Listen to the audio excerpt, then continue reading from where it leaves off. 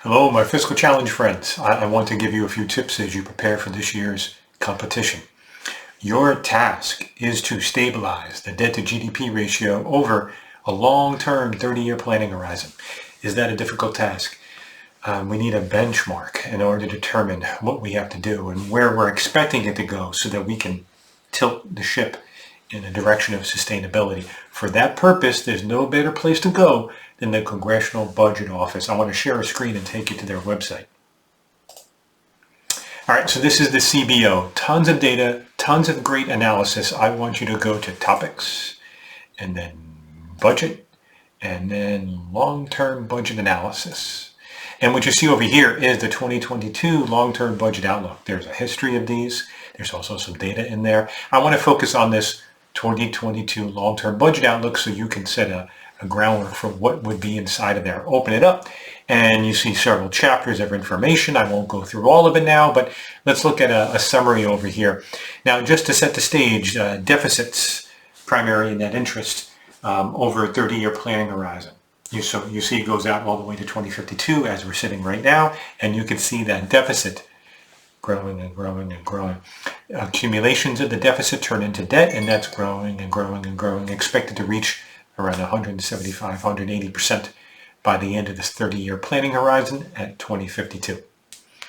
So that's going to be your target. Can we stabilize that thing? Well, why is it expected to increase? If we have that as a benchmark, then we could develop a proposal to try to solve that problem. So let's look at the pieces. Outlays and revenues are going to combine to give you a sense of how the budget's changing each year vis-a-vis a deficit and then accumulating through the debt.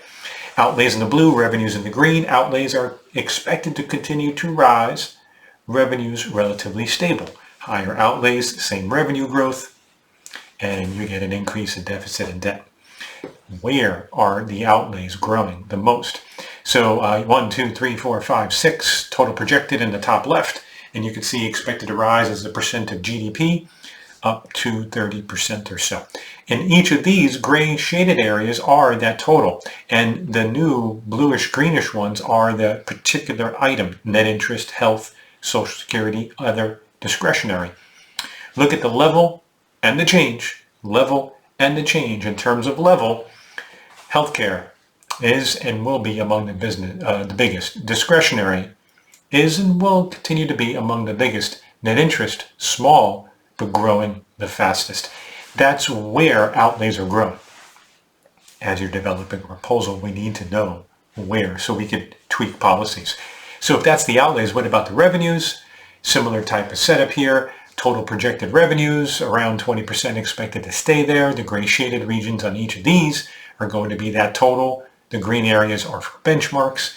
Individual income taxes, payroll taxes continue to be the largest, but staying at a relatively stable amount of GDP.